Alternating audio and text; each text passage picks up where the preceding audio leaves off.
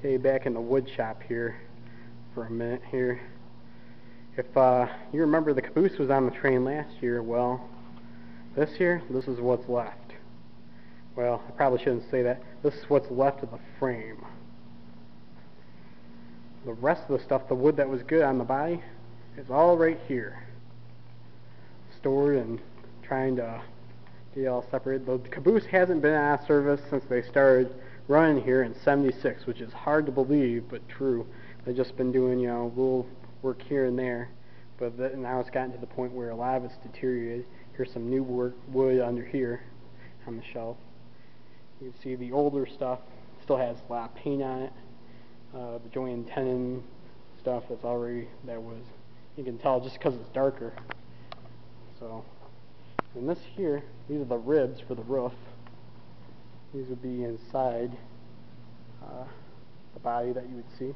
And these are the sill joints that run under the body. So yeah, it's pretty well rotted out. And here on the end of the frame, you can see this is the original end beam for the caboose. Once they take the railings out here, you can tell it's a lot like the beam on the front of the 152, only even worse. See, it's all cracked down in here too. It's a little piece there. Yeah, so they got that replaced with this thing, and they got trim down the ends, curve it around, and of course repaint it. These are shop trucks that it's on right now, and yeah, it's all sitting in here. You can see here's the truss rod. It's kind of not connected to anything. It's just being held in by the ends here.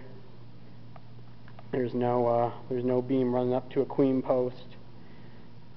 Basically, what a truss rod does is it holds the wood pieces together tightly. That's why it's screwed in like this. See, it's not attached. They'd have to screw this middle section here to tighten it up. And every few years they have to come in here and tighten those up, as well as some of the main joints inside of the cars.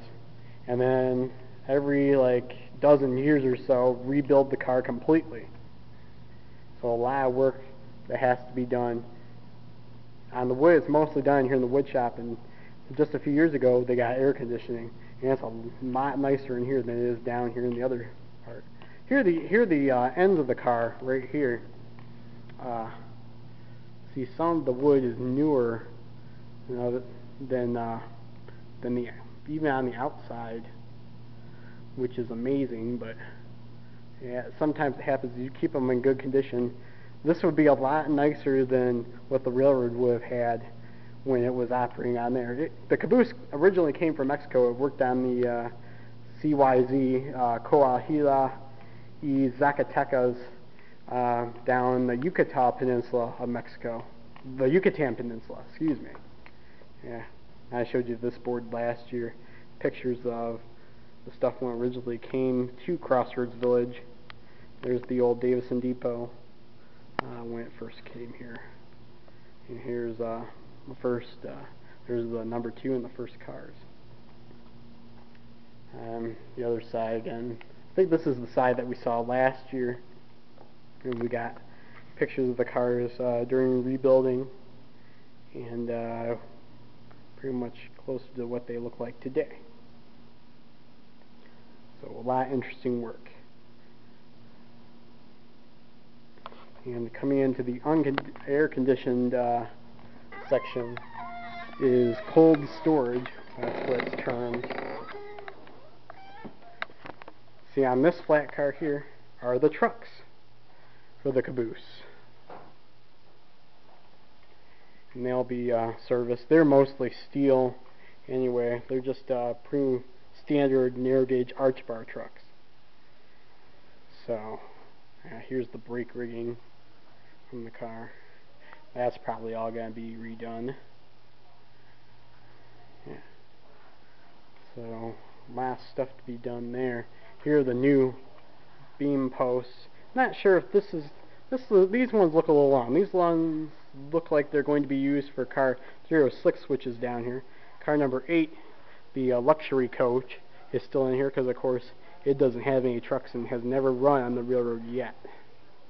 We're hoping maybe to get, maybe build some trucks for it in the future. We can only hope. But of course, here's Caboose 0526. I believe that was in the tour last year also. Still nothing done to that. And down here's car 306 we saw in the shop last year back there, and temporarily in storage until they can get stuff to fix it. Like I said, I think those beams are for it. So that's my little shop tour for you there. 464, they just moved back outside to have the ashes cleaned out. So I'm going to try and get some pictures of that for Ethan. So yeah, that's what it looks like this year.